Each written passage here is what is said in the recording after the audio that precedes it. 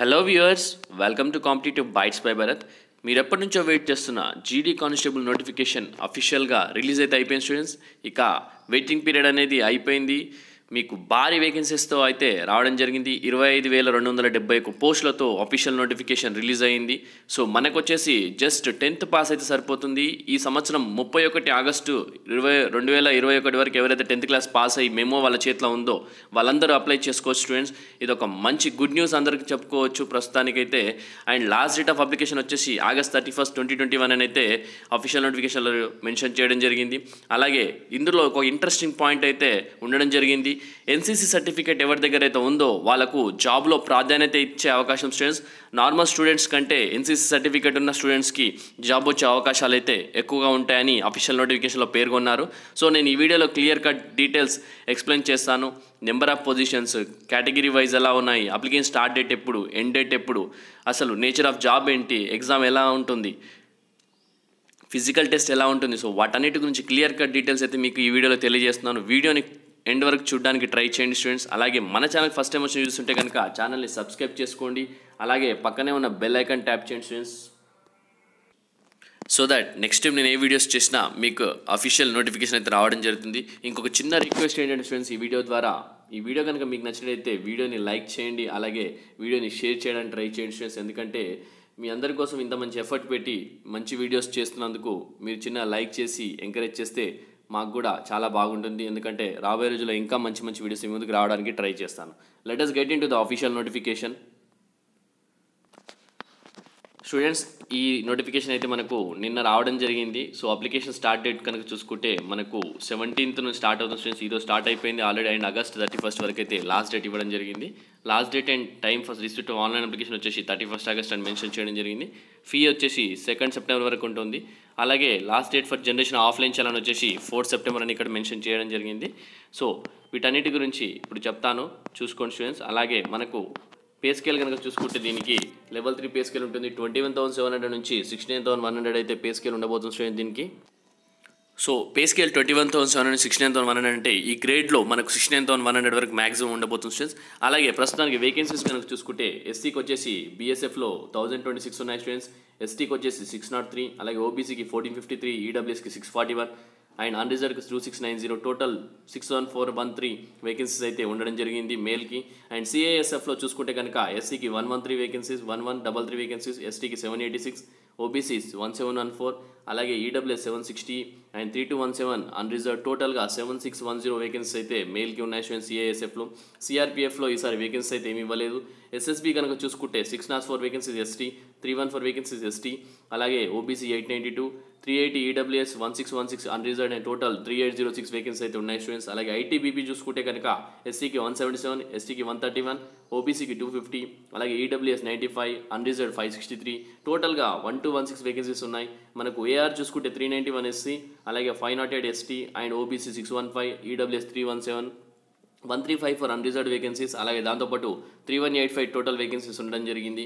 And NIA అయితే ఏమి విడుదల చేయలేదు స్టూడెంట్స్ మేల్ క్యాండిడేట్స్కి. అలాగే ఎస్ఎస్ఎఫ్ చూసుకుంటే కనుక 28 ఎస్సీ అండ్ ఎస్టీ వచ్చేసి 14, ఓబీసీ 49, అలాగే 19 ఈడబ్ల్యూఎస్ అండ్ అన్రిజర్వ్డ్ 84 అండ్ టోటల్గా 194 వేకెన్సీస్ అయితే ఉండడం జరిగింది.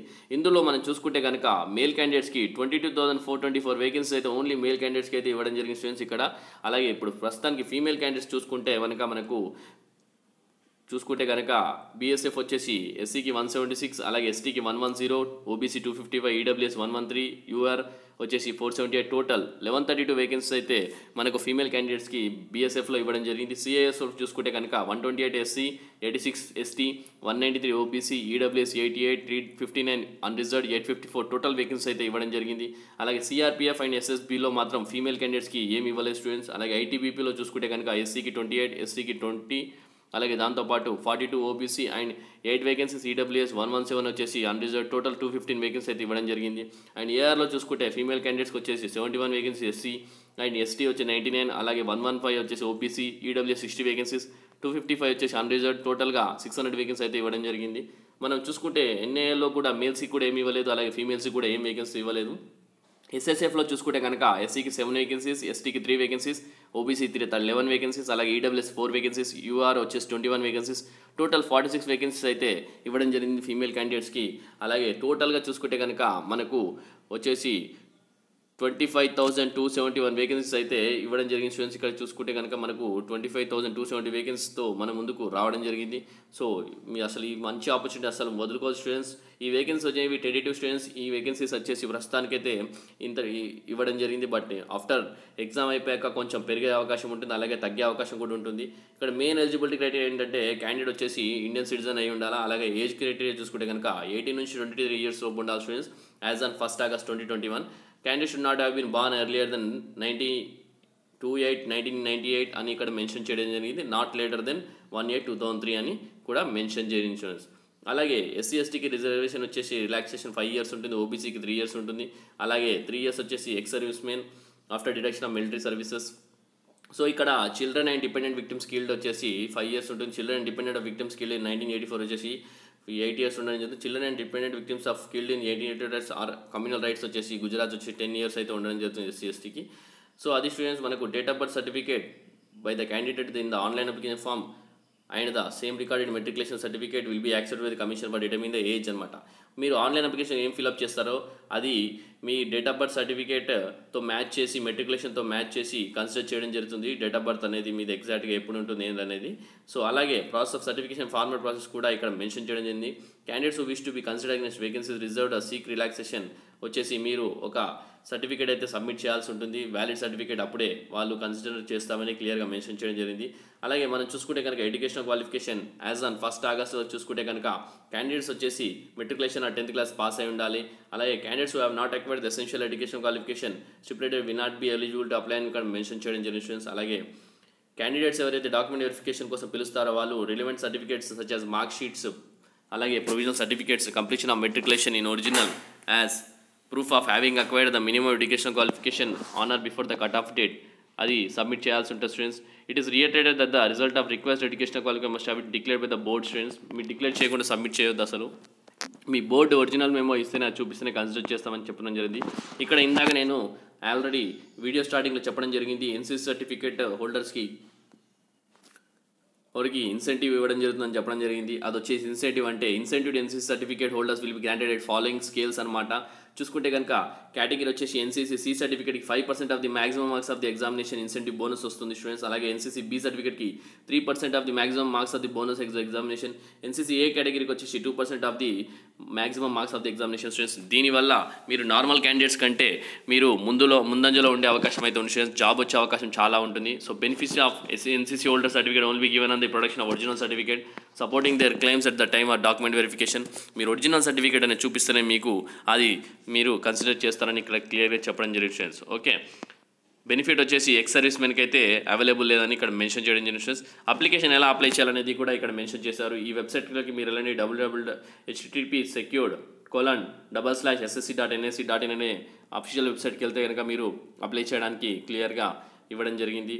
అలాగే మీకు అనెక్సర్ 1A అండ్ అనెక్సర్ 2 అయితే ఇవ్వడం జరిగింది. ఏదైనా డౌట్స్ ఉంటే కూడా అనెక్సర్స్ చూసుకోండి స్టూడెంట్స్. అలాగే డీటెయిల్ ఇన్స్ట్రక్షన్స్ కోసం అయితే అనెక్సర్ 1 అండ్ అనెక్సర్ 2 కూడా ఇవ్వడం జరిగింది స్టూడెంట్స్. ఇక్కడ ఎలా అప్లై చేయాలి ఏంటి అసలు ఎంత ఫోటో సైజ్ అనేది కూడా ఇక్కడ క్లియర్గా మెన్షన్ చేశారు. ఒక్కసారి మీరు ఆ ఇన్స్ట్రక్షన్స్కి గో త్రూ అవ్వండి స్టూడెంట్స్. అలాగే ఫీజు వచ్చేసి 100 రూపీస్ ఉంటుంది స్టూడెంట్స్ నార్మల్ క్యాండిడేట్స్కి. అలాగే SC ST ex service men and వాళ్ళందరూ వచ్చేసి ఎగ్జామ్షన్ ఉంటుంది ఫీజు నుంచి. అలాగే సెంటర్ ఆఫ్ ఎగ్జామినేషన్ వచ్చేసి మనకు సౌత్ రీజియన్లో అయితే తెలంగాణలో ఉంది, ఆంధ్రప్రదేశ్లో కూడా ఉండడం జరిగింది ఇక్కడ చూసుకుంటే కనుక. అలాగే పుడుచ్చేరు తమిళనాడు కూడా ఇవ్వడం జరిగింది. సో సౌత్ రీజియన్ వాళ్ళు అప్లై చేసే వాళ్ళందరూ ఇక్కడ పెట్టుకోవచ్చు స్టూడెంట్స్. ఎప్పుడైతే సెంటర్ పెట్టుకున్నారో ఆ సెంటర్ అనేది చేంజ్ చేయడానికి అవకాశం ఉండదు. సో స్కీమ్ ఆఫ్ ఎగ్జామినేషన్ చూసుకుందాం స్టూడెంట్స్. మనం చూసుకుంటే కనుక కంప్యూటర్ బేస్డ్ టెస్ట్ అనేది ఉండడం జరుగుతుంది. వచ్చేసి మనకు 100 క్వశ్చన్లు ఉంటాయి స్టూడెంట్స్, క్యారింగ్ 100 మార్క్స్ ఉంటుంది. అలాగే 4 సెక్షన్స్ ఉంటాయి, part A, part B, part C, part D. అలాగే జనరల్ ఇంటెలిజెన్స్ రీజనింగ్లో 25 క్వశ్చన్స్ ఉంటాయి, 25 మార్క్స్ ఉంటాయి స్టూడెంట్స్. అలాగే జనరల్ నాలెడ్జ్ అండ్ జర్నలిస్ట్కి 25 క్వశ్చన్స్, 25 మార్క్స్ ఉండబోతున్నాయి. And elementary mathematics 25 questions, 25 marks ఉంటాయి. English or Hindi 25 questions, 25 marks ఉంటాయి. ఎవరైతే ఇంగ్లీష్ ఆప్ట్ చేసుకుంటారో ఇంగ్లీష్ పెట్టుకోవచ్చు, హిందీ ఆప్ట్ చేసుకున్నారో హిందీ పెట్టుకోవచ్చు. టోటల్ మనకు 90 minutes టైం అయితే ఇవ్వడం జరుగుతుంది. 100 క్వశ్చన్స్ ఉంటాయి, 100 మార్క్స్ ఉంటాయి. ఈ అన్ని క్వశ్చన్స్ వచ్చేసి మనకు ఆబ్జెక్టివ్ టైప్ ఉండడం జరుగుతుంది స్టూడెంట్స్. ఇంకొకటి ఏంటంటే ఈ కంప్యూటర్ బేస్డ్ టెస్ట్ వచ్చేసి ఇంగ్లీష్ అండ్ హిందీలో పెట్టడం జరుగుతుంది. ఇంకొకటి ఏంటంటే మీరు గుర్తుపెట్టుకోవాల్సింది ఏంటంటే ఒక నెగిటివ్ మార్క్ అయితే ఉండడం జరుగుతుంది స్టూడెంట్స్. ఒక క్వశ్చన్ నెగిటివ్ పోతే మనకు 0.25 మార్క్స్ అయితే డిడక్ట్ చేయడం జరుగుతుంది ఈచ్ రాంగ్ ఆన్సర్కి. సో మీరు మైండ్లో జాగ్రత్తగా పెట్టుకోండి. ఏ క్వశ్చన్ మీకు తెలుస్తుందో అదే అటెంప్ట్ చేయండి. తెలియని క్వశ్చన్స్ అసలు అటెంప్ట్ చేయమాకండి స్టూడెంట్స్. వచ్చేసి date of examination will be inform to candidate only through website అని చెప్తున్నారు స్టూడెంట్స్. ప్రస్తుతానికైతే ఎగ్జామ్ ఎప్పుడు ఉంటుంది అనేది వాళ్ళు ఇన్ఫార్మ్ చేయలేదు, ఎందుకంటే పాండమిక్ సిచ్యువేషన్ బాగాలేదు కాబట్టి దానికోసమని వాళ్ళు ఓన్లీ నోటిఫికేషన్ రిలీజ్ చేయడం జరిగింది. సో టెంటేటివ్ ఆన్సర్ కీస్ మీరు రాసిన ఎగ్జామ్కి టెంటేటివ్ ఆన్సర్ కీస్ కూడా మీకు వచ్చేసి ఆన్లైన్లో సబ్మిట్ చేయడం జరుగుతుంది students representation. So questions in the computer based test will be of matriculation level 10th class pass దాని బేస్ మీద ఉంటాయి స్టూడెంట్స్. ఓన్లీ అంత స్టాండర్డ్లోనే ఉంటాయి, మీకు చాలా హార్డ్ అనేది ఉండడం జరగదు. ఓన్లీ మెట్రికులేషన్ లెవెల్లోనే ఉండడం జరుగుతుంది. ఏదైనా డౌట్స్ ఉంటే కనుక మీరు మాక్ టెస్ట్ అనేది computer based test candidates corner సెక్షన్లో ప్రొవైడ్ చేయడం జరిగింది ఎస్ఎస్సి వెబ్సైట్లో. అక్కడికి వెళ్ళి చూసుకోండి స్టూడెంట్స్, మీకు కొంచెం ఐడియా అనేది రావడం జరుగుతుంది. సిలబస్కి వెళ్ళిపోదాం. ఇప్పుడు మనం జనరల్ ఇంటెలిజెన్స్ రీజనింగ్ చూసుకుంటే కనుక analytical ability to observe distinguish patterns with the tested through questions principally non-verbal type. So general intelligence అంటే మీ యాప్టిట్యూడ్ స్కిల్స్ టెస్ట్ చేయడం జరుగుతుంది నాన్ వర్బల్ టైప్వి. సో స్పేషియల్ విజువలైజేషన్ కానీ, స్పేషియల్ ఓరియంటేషన్ కానీ, విజువల్ మెమొరీ ఎలా ఉంది, discrimination, observation, relationship concepts, number series ఎలా ఉండే, non verbal series, coding and decoding గురించి కూడా మీకు అందులో అడగడం జరుగుతుంది. General knowledge and general awareness చూసుకుంటే కనుక మనకు క్వశ్చన్స్ వచ్చేసి testing the candidates general awareness of the environment అనమాట. మీకు ఎలా ఉంది, అసలు వరల్డ్లో ఏం జరుగుతుంది, ఇండియాలో ఏం జరుగుతుంది, సో మీ జనరల్ నాలెడ్జ్ గురించి టెస్ట్ చేయడం జరుగుతుంది. Question will be design to test knowledge of current events of such matters of everyday observations అనమాట. డైలీ ఏం జరుగుతుంది అసలు మన ఇండియాలో, మీరు అసలు వరల్డ్లో ఏం జరుగుతుంది అసలు మీరు అనేది మీరు చూస్తున్నారా లేదని దాని గురించి టెస్ట్ చేసే క్వశ్చన్స్ అడుగుతారు. Test will also include related to India neighbouring countries especially pertaining to sports, history, culture, geography, economy, general polity, Indian constitution అని క్లియర్గా మెన్షన్ చేయడం జరుగుతుంది. ఎలిమెంటరీ మ్యాథమెటిక్స్ ఉంటుంది.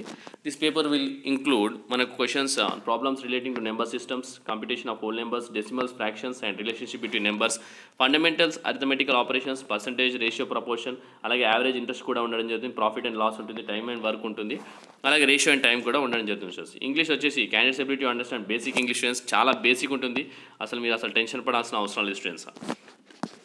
నెక్స్ట్ వచ్చేసి రిటర్న్లో క్వాలిఫై అయితే కనుక ఫిజికల్ ఎఫిషియన్సీ టెస్ట్ అనేది ఉంటుంది, physical standard test. Based on the performance of computer based test candidates will be short for PET or PST by commission అనమాట. Physical eligibility test and physical standard test will be conducted in various centres finalised by CAPFs. Detail scrutiny of candidates eligibility documents will be undertaken at DME అనమాట. Document medical examination దగ్గర మీ వచ్చేసి documents వచ్చేసి check చేయడం జరుగుతుంది. Responsibility of the candidates to verify the eligibility as prescribed in the notice అని చెప్పడం జరిగింది students.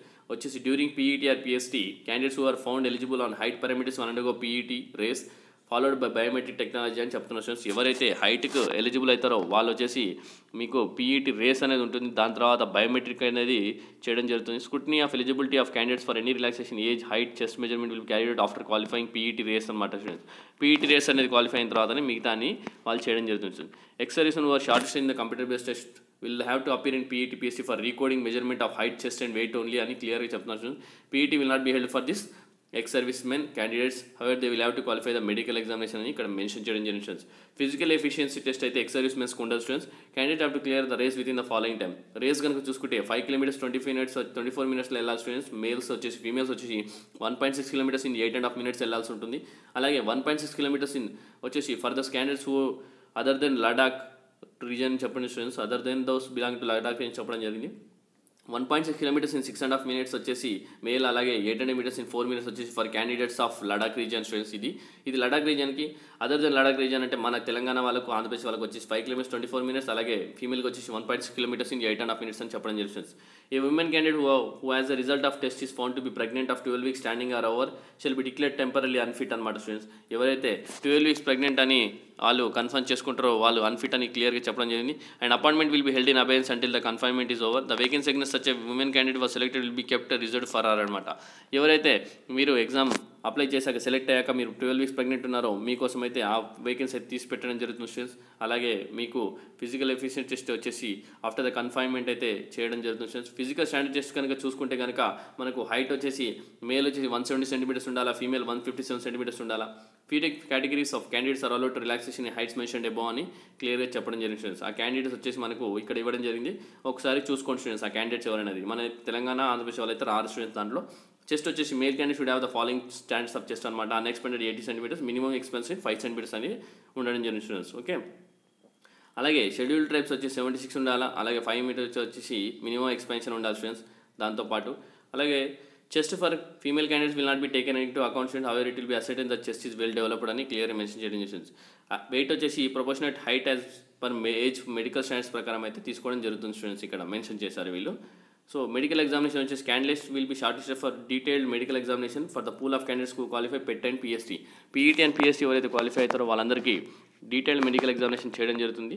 So at the time of detailed medical examination following documents have to be verified అని క్లియర్గా మెన్షన్ చేశారు. దాంట్లో matriculation secondary examination certificate to be provided, age, name and education qualification, domicile certificate, permanent resident certificate ఉండాలి students issued by competent authority, valid NCC certificate ఉండాలి applicable ఎవరైతే apply చేస్తారో, certificate from serving defence person in the format annexure 3 ఉండాలి students. అలాగే undertaking in the format prescribed annexure 4 అనేది ఉండాలి exceptional క్యాండిడేట్స్కి.